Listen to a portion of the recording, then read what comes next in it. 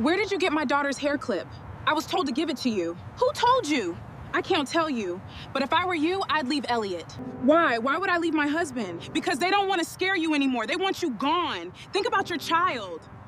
3 years later, that warning would become one of the reasons Elliott Calloway would find himself standing at an altar, preparing to marry another woman. But on that afternoon, Mara had no idea how far the threat against her family would go.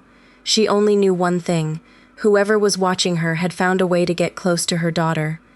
Before the story takes another turn, tell us the city you're watching from in the comments. We love connecting with viewers from every corner of the world, and if you enjoy emotional stories that keep you wondering until the very end, make sure you're subscribed, because this story is only beginning. 3 years earlier, Elliott Calloway believed he had everything. At 38, he was one of Chicago's wealthiest businessmen, the founder of Calloway Holdings, and a man whose name carried enormous influence in the financial world. But the most valuable thing in his life had never been his company. It was his family. His wife Mara had known him before the money became overwhelming. She had loved him when his company was still struggling, when his suits were inexpensive, and when he spent nights working from a small office with a broken coffee machine. Mara had never been impressed by his wealth. She loved the man behind it. When their daughter, Ivy, was born, Elliott discovered a kind of happiness he had never known before. He could spend an entire day negotiating million-dollar deals and still come home excited because his 3-year-old daughter wanted him to sit on the floor and build a toy castle with her. Mara was the center of that little family. She was warm, intelligent, fiercely protective of Ivy, and deeply devoted to Elliott. But there was one person who never accepted their marriage.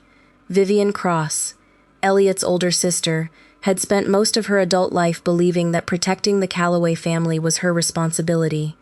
After their parents were gone, Vivian became especially protective of Elliott.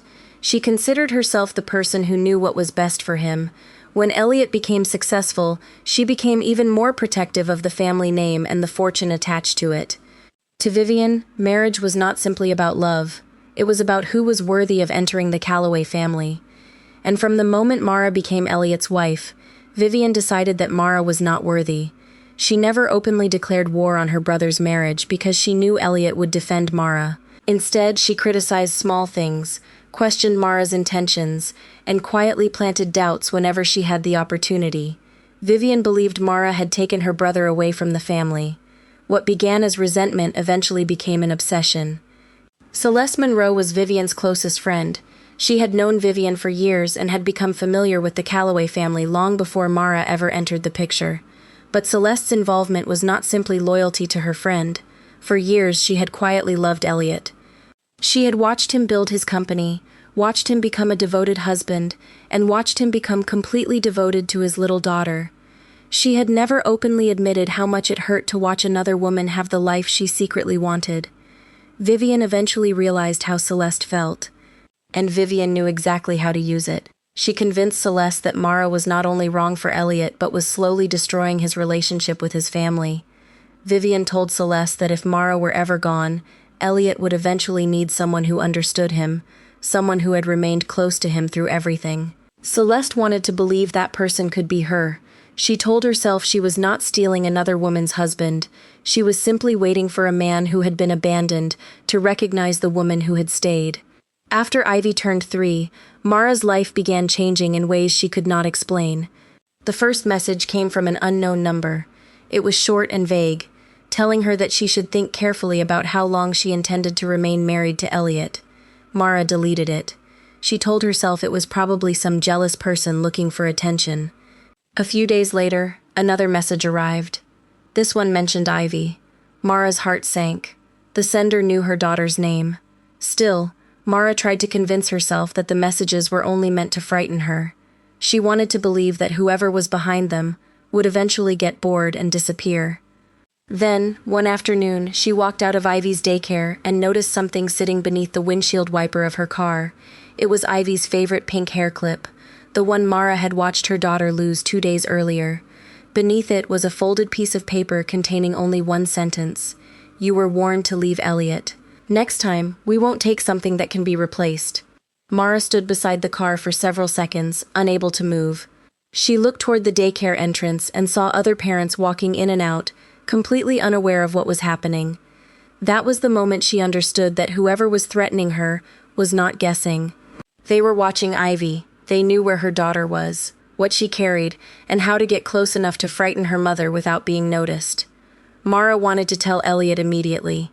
She wanted to sit him down and explain everything. But fear stopped her. She was terrified that if the person behind the threats discovered she had told him, Ivy would become the target. She started changing their routines. She stopped taking Ivy to familiar places. She checked the doors repeatedly at night. She looked through the windows before opening the front door. She began noticing the same dark SUV near the daycare and outside the grocery store. Elliott noticed that his wife had become unusually anxious, but Mara struggled to explain why. She kept telling herself she would tell him when she had something more concrete. She did not realize that someone was already preparing something that would make Elliott doubt everything she said. One morning, Elliott's financial department discovered that a large amount of money had been transferred from one of his private accounts. The transaction appeared to have been authorized through a device connected to Mara. Additional records suggested that money had been moved into an account connected to a woman planning to leave Chicago. Then several messages appeared on Elliott's phone, supposedly from Mara, discussing money, travel, and leaving the country with Ivy. Elliott confronted her that evening. Mara immediately denied stealing anything. She told him she had never authorized the transfers. She told him about the threats. She told him someone was frightening her and watching Ivy, but Elliott was staring at documents that appeared to prove otherwise. The argument became one of the most painful nights of their marriage. Elliott was hurt because he believed Mara had kept secrets from him. Mara was devastated because she could see that he no longer believed her. She begged him to trust her. She told him she would never steal from him. More importantly, she told him that someone wanted to take Ivy away from her, but Elliott was overwhelmed by the evidence. He asked Mara why she had not told him sooner. Mara had no answer that could satisfy him, because she was afraid that telling him would make the danger worse. Neither of them understood that this silence was exactly what Vivian had been waiting for. Mara left the house before sunrise with Ivy. She did not leave because she stopped loving Elliott. She left because she believed staying could put their daughter in danger. She packed only what she could carry and drove away. Her plan was never to disappear forever.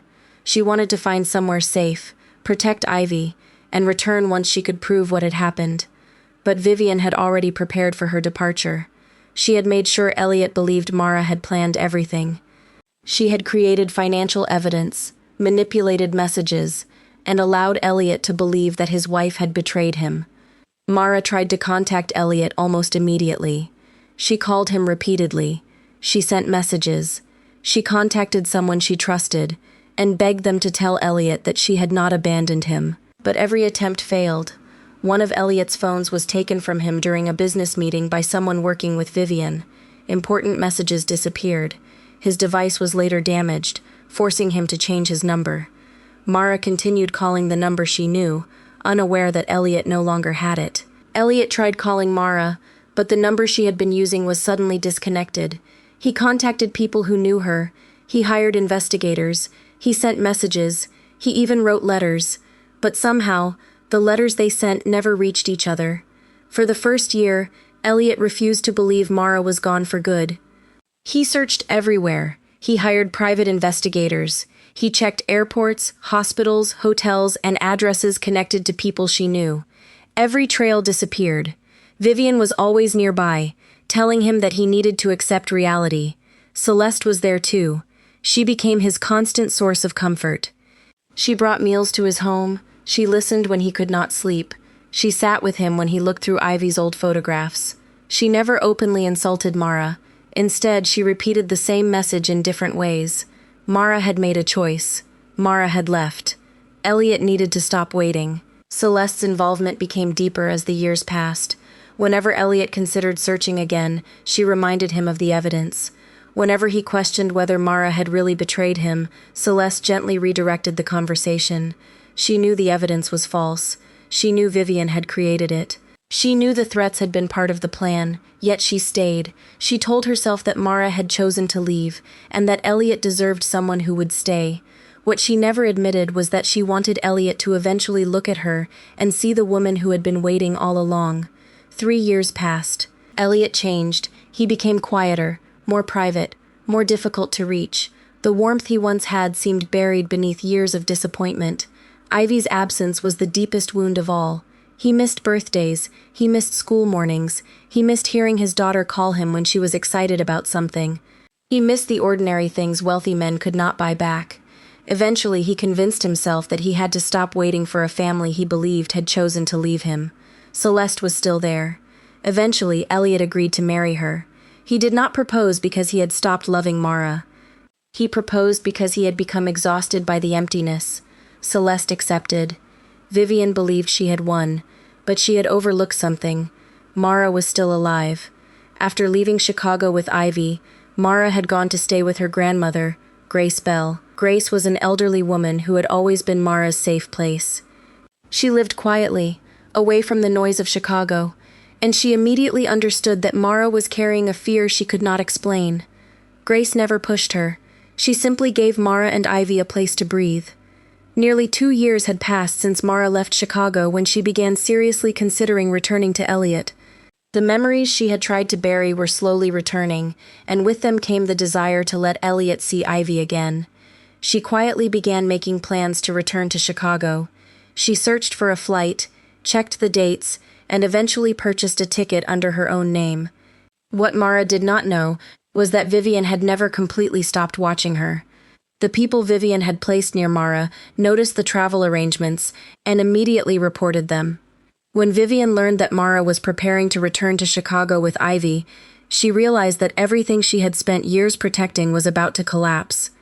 Mara was going back to Elliott. She was going to tell him the truth, and Vivian could not allow that to happen. Vivian could not allow Mara to return, so she arranged an accident. The crash nearly killed Mara. She survived, but the injury affected her memory. When she woke, she remembered Ivy. She remembered Grace. She remembered that she had been married, but important pieces of the past had become fragmented. Mara remembered Elliott, but the memories surrounding their separation remained broken. She remembered the pain. She remembered Elliott not believing her. She remembered leaving. She remembered meeting him and feeling alone, but she could not clearly remember every attempt to contact him, every letter she had written, or the people who had stood between them. In her mind, the conclusion was simple. Elliott had not come after her, and she had no reason to return to a man who seemed to have moved on. After Mara was discharged, she returned to Grace's home with Ivy. She remained a devoted mother. That part of her memory never disappeared. She knew Ivy. She loved Ivy. She remembered that Elliott was Ivy's father, but she no longer had the emotional strength to chase a man she believed had chosen not to chase her. Grace, however, knew the truth, and as the years passed, Grace became increasingly concerned about Mara's future. She also noticed that Mara's memories were returning in fragments. A photograph would trigger something. A song would trigger something. A familiar place would trigger something. Grace began keeping every piece of evidence she had preserved. She knew that one day Mara might remember enough to understand what had really happened, but Grace also knew that she might not live long enough to see that day. Her health began failing. She became weaker, and then she learned that Elliott was getting married. Grace learned the wedding date and location through an old friend of the Calloway family. When she realized how little time she had left, she knew she could no longer wait for Mara's memories to return on their own. Grace knew Celeste. She knew she was Vivian's closest friend. She knew enough about Vivian's hatred of Mara to understand what that wedding really represented. She also knew Elliott deserved the truth. But Mara was not ready to return. Her memories were still incomplete. She still believed Elliott had abandoned her. Grace needed another way. She found an old photograph of Elliott holding Ivy beside Lake Michigan. She showed it to Ivy. She told her granddaughter's little girl that the man in the photograph was her father. Then she gave Ivy a small fabric bag containing the photograph, a silver bracelet that had once belonged to Mara, and a letter. Grace decided to take Ivy to Chicago herself. Her body was weak, but she was determined to see the truth settled before her health failed completely. She took the old photograph, the letter, and Ivy's small bag, then made the journey with her great-granddaughter. Grace knew she might not have another chance. Grace did not know whether Elliott would believe her, but she knew he would believe his daughter. She told Ivy to walk into the cathedral, find the man in the photograph, and tell him exactly who she was. It was the only chance Grace had left to bring Ivy's father back into her life. Elliott stood at the altar beside Celeste Monroe. The cathedral was filled with guests. The flowers were perfect. The music had begun. Vivian sat among the family members, convinced that everything had finally gone according to plan. Celeste looked beautiful in her wedding gown, but Elliott felt strangely empty. He cared about Celeste. He was grateful for everything she had done during the years after Mara disappeared. But somewhere inside him, Mara still existed. He had never been able to completely erase her. Then the cathedral doors opened. A little girl walked inside. She was 6 years old. She wore a pale blue dress. Her dark curls were neatly arranged. A small fabric bag hung from her shoulder. The wedding guests turned toward her. Ivy looked across the cathedral. Then she saw Elliott. She stopped. For a moment, she simply stared at him. Something inside her felt familiar. She remembered a pair of strong arms lifting her into the air, a deep voice laughing, a man carrying her around a house while she refused to go to bed. She did not understand all the memories, but she knew him. Ivy walked down the aisle. Elliott watched her approach. His heart began pounding. When she reached him, she looked directly into his eyes. "Daddy?" Elliott froze. The entire cathedral went silent. He looked at her face, the eyes, the dimple, the familiar expression. He could barely breathe. He asked her who she was. The little girl told him, Ivy Calloway, his daughter's name, the same name he had spent 3 years trying not to say, because saying it hurt too much. Ivy reached into the small bag. She pulled out a photograph. Elliott recognized it instantly. It was him holding Ivy beside Lake Michigan, the same photograph he had kept hidden for years. But this copy had something written on the back. A message from Grace. "If Ivy ever finds her way back to you, please believe her before you believe anyone else." Elliott's hands began shaking. He looked at Ivy again. Then he looked toward Celeste. Her expression had changed. And finally, Elliott looked toward Vivian. His sister was no longer smiling. For the first time in 3 years, Elliott felt something stronger than grief. He felt suspicion. The wedding was canceled. Elliott walked away from the altar with Ivy in his arms. Outside the cathedral, Grace was waiting for them. Elliott looked at the elderly woman and demanded to know what was happening. Grace told him only what he needed to know. Mara had never abandoned him. She had left because she believed Ivy was in danger. She had survived an accident, but the injuries had taken pieces of her memory. Grace had spent years protecting Mara and Ivy, waiting for the right moment to bring them back to him. Elliott listened in stunned silence. There were still questions he needed answered, but one thing was already clear. The little girl in his arms could be his daughter. He needed to know for certain. Elliott took Grace and Ivy to a private apartment where they could stay safely away from the attention surrounding the canceled wedding. That same day, he arranged for DNA samples from himself and Ivy to be collected and sent to a private laboratory for testing. He did not need the test to tell him what his heart already believed. He simply needed the truth to be undeniable. 2 days later, the results arrived. Ivy was Elliott's biological daughter. The little girl who had walked into his wedding had been his daughter all along. Elliott immediately reopened the investigation into the financial evidence that had destroyed his marriage. At first, he expected to find proof that Mara had stolen from him. Instead, he found something that made his stomach tighten. One of the transactions supposedly authorized by Mara had been made from a device located inside Calloway Holdings. Elliott checked the security records himself. The device had never been registered to Mara. It belonged to an employee who had access to a restricted financial system. Elliott ordered a complete audit. Then another irregularity appeared. The security clearance used to access the account had been approved through a department overseen by someone with direct authorization from Vivian. Elliott stared at the records for a long time. It was not enough to accuse his sister, but it was enough to make him ask a question he had spent 3 years avoiding. If Mara had really stolen his money, why was the evidence leading back toward his own family? The investigation continued, and Elliott's team began examining Mara's claims about the threats she had described before leaving Chicago. At first, Elliott had wondered whether fear had caused Mara to misunderstand what was happening around her. But the investigators found evidence that the threats had been real. Phone records showed repeated calls from numbers that had been deliberately hidden, while surveillance footage confirmed that unfamiliar vehicles had followed Mara's movements during the weeks before she disappeared. The evidence changed everything. Mara had not imagined the danger. Someone really had been watching her. For a moment, Elliott could barely look at the evidence. Mara had told him. She had stood in front of him and begged him to believe that someone was threatening her and watching Ivy, and he had doubted her. Now, with the evidence in front of him, Elliott felt a deep anger toward himself. He had spent 3 years believing his wife had betrayed him, when the truth was that she had been afraid, and he had failed to listen. He had failed to protect his family when they needed him most. The investigators traced several of the threatening communications through a network of shell accounts. Those accounts led to a private security company that had been hired to monitor Mara's movements. Elliott looked at the company records again. The connection was indirect, but it was there. The security company had received payments around the same dates Mara had reported being threatened. And when the investigators followed the money one step further, they discovered that the company was affiliated with Vivian. Elliott confronted his sister. Vivian denied everything. She said she had been protecting the family. She said Mara had always been wrong for Elliott. She said she believed Mara was going to destroy everything the Calloway family had built. Vivian continued defending herself. She insisted that everything she had done was meant to protect Elliott and the Calloway family.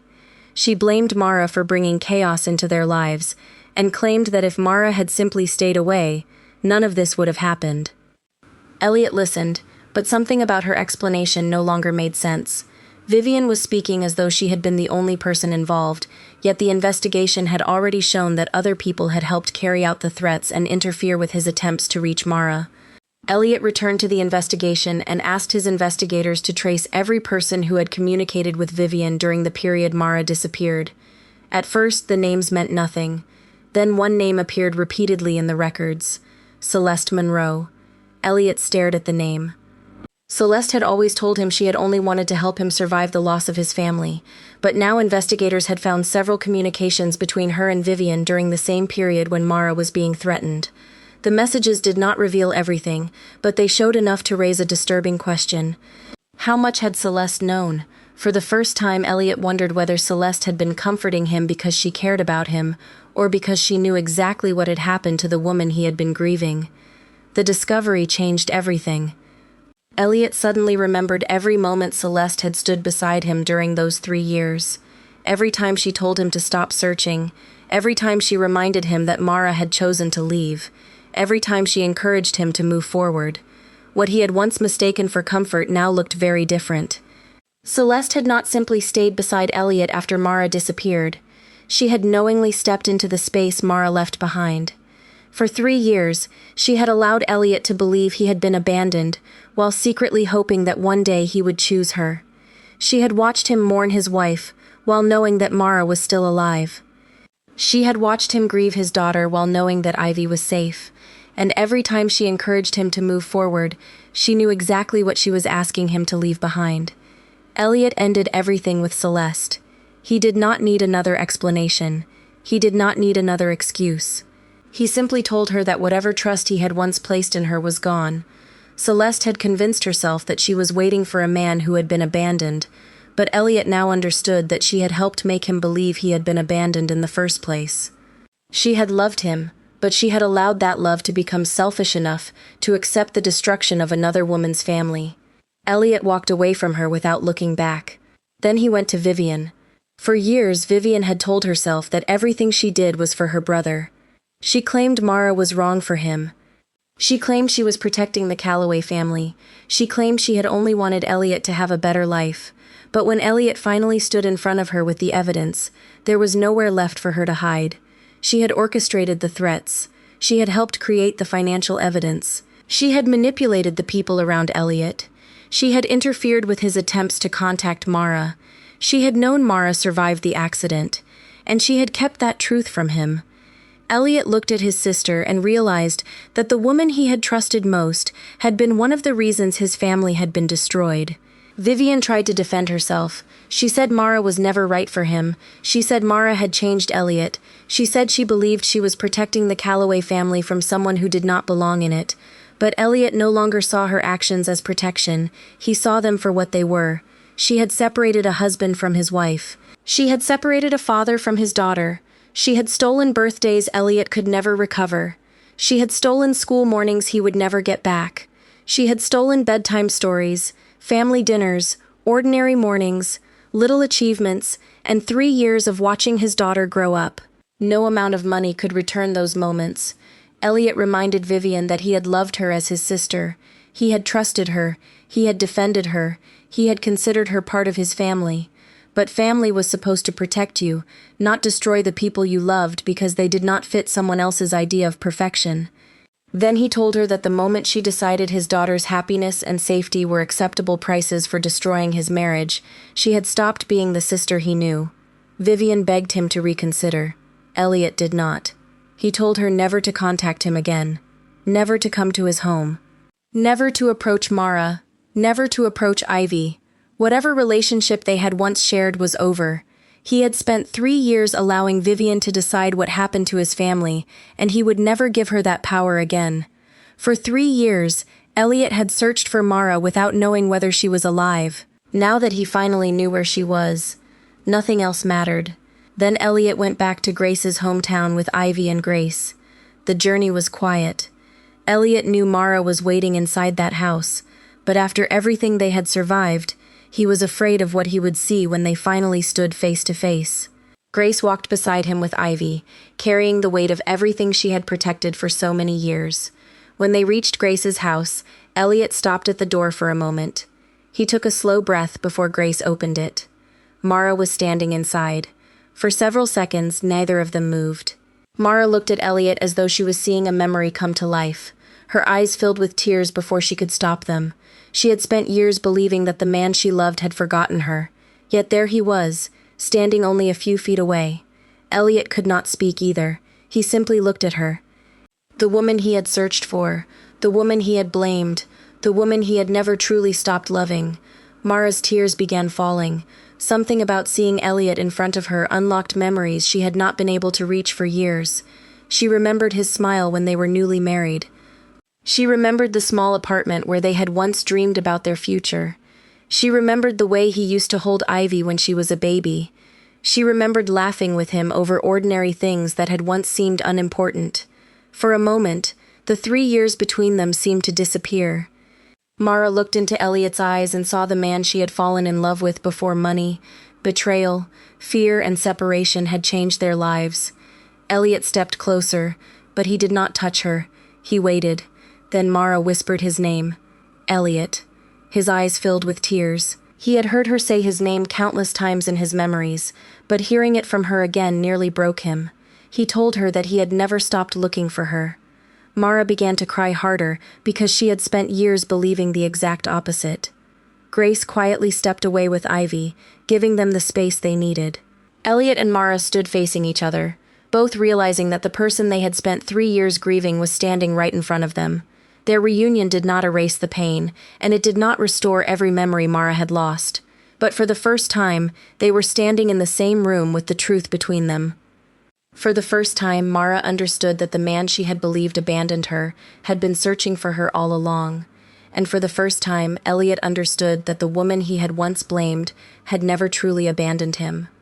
Elliott did not ask Mara to come home immediately. He did not ask her to forgive him. He did not ask her to become his wife again. Instead, he stayed. He began spending time with Mara and Ivy. He showed up when he said he would. He listened when Mara wanted to talk. He stayed quiet when she did not. He never demanded that she remember what had been taken from her. He simply began showing her that the man she once loved was still there. Mara noticed the little things. She noticed the way Elliott cared for Ivy. She noticed how patient he was with her daughter. She noticed how he never spoke badly about her. She noticed that he never blamed her for leaving. And she noticed something else. He never stopped looking at her with the same tenderness she remembered from the life she had lost. At first, Mara was afraid to trust those feelings. She had already lost so much. She did not want to build another life around memories that might disappear again. But Elliott never rushed her. He understood that he could not demand his old marriage back. He had to earn the woman he loved all over again. So he did.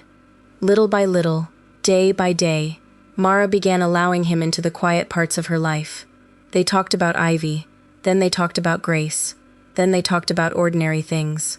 What Ivy liked for breakfast, what books she enjoyed, which places Mara remembered from Chicago, and slowly the conversations became easier. Sometimes Mara laughed around him, sometimes she caught herself looking at him when she thought he was not watching. Sometimes a familiar expression on his face would trigger a tiny fragment of a memory. A song would remind her of a dance, a photograph would remind her of their first home. The sound of Elliott laughing with Ivy would remind her of evenings they had once spent together. The memories did not return all at once. They came in pieces, but each piece brought something else with it. And eventually Mara began to understand that she was not simply remembering the man she once loved. She was falling in love with him again. Elliott felt the change too. He did not tell Mara that he had been waiting for it. He did not pressure her to say what she felt. He simply allowed their relationship to grow naturally. For Ivy, the change was even more beautiful. For the first time in years, she had both of her parents around her.